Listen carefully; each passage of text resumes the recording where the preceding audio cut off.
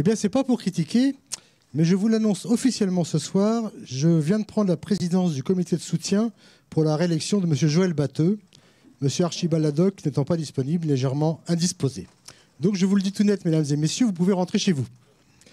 Je note d'ailleurs que M. Le Maire a préféré ne pas venir. Ils ne sont pas bêtes à l'UMP. Ils ont tout de suite compris qu'ils n'avaient aucune chance face à une 6e candidature de Joël Batteux. Car Saint-Nazaire compte 2 monuments. Je regrette d'avoir à vous le rappeler, bande d'ingrats, la base sous-marine et Joël Batteux. Je ne m'attarderai donc ce soir que sur le plus sympathique des deux, Joël Batteux, plus connu sous son nom de scène Battling Joe, Jojo pour les indigènes. Notez bien qu'à Saint-Nazaire, on aurait pris un poulpe à condition qu'il fût inscrit au PS, le poulpe aurait été élu. C'est une tradition historique. Je dis un poulpe comme je dirais n'importe quoi. Une soucoupe volante, un ruban bleu ou Claude Évin. À propos de n'importe quoi, quelqu'un sait-il où se terre Claude Évin de sinistre mémoire? Voilà un vrai mystère.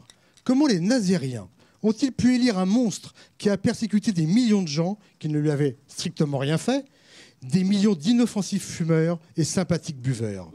Évin, le bourreau des buvettes, la terreur des terrasses, le sicaire des civettes. Un buveur d'eau comme tous les grands criminels de l'humanité. Au contraire, Jojo fut un authentique résistant. Oui, notre Jojo a résisté au fascisme sanitaire de Claude Évin. Toujours la clope au bec, comme le général de Gaulle. Jamais le dernier à lever son verre, comme Winston Churchill. Batteux est un héros dont Saint-Nazaire peut s'enorgueillir. Mais causons de Saint-Nazaire, terre de contraste.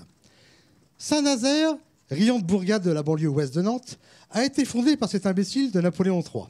Il aurait pu faire pire, fonder La Roche-sur-Yon par exemple, comme le fit avant lui son tonton Napoléon I, lui aussi de sinistre mémoire, donc comme Claude Évin. Mais la passion m'emporte, je dérive, je vague la nuit dans les lumières narratives.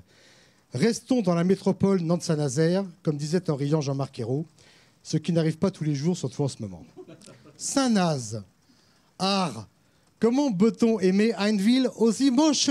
Répétait avec tendresse le regretté Reichsminister Fritz Stott, à qui Saint-Nazaire doit tout. Eh bien oui, c'est possible.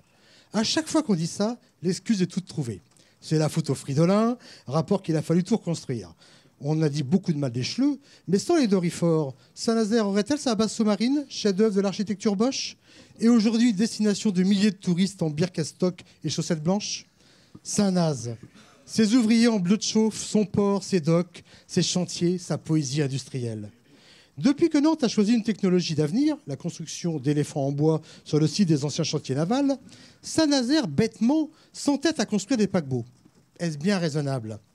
Bricoler des mouroirs flottants pour des vieillards bourrés de junk food à la Worcestershire sauce, leur gros cul gélatineux de retraités yankees en short moulant assis sur des fonds de pension, ces mêmes fonds de pension à la laine fétide qui soufflent leur vent mauvais sur nos chantiers navals au profit de camps de travail forcés où des enfants finno-coréens sont jetés vivants dans des cuves d'acier en fusion à bas prix pour construire des paquebots ahurissants de laideur qui viennent s'échouer sur les côtes italiennes. Je ne peux que saluer la beauté du geste. Et au nom de notre partenaire Costa Croisière, remercier les dizaines de milliers, les centaines d'ouvriers nazériens, et un petit peu polonais parfois, qui continuent de construire ici ces méga machins flottants, dont l'utilité pour l'espèce humaine reste à démontrer, mais, et ce n'est pas le moindre avantage, font pâlir d'envie Jean Blaise et son petit poussin géant. Quelle ville peut en dire autant? Alors je vous pose la seule question qui vaille ce soir. Et maintenant, capitaine, me direz-vous enfin où nous allons?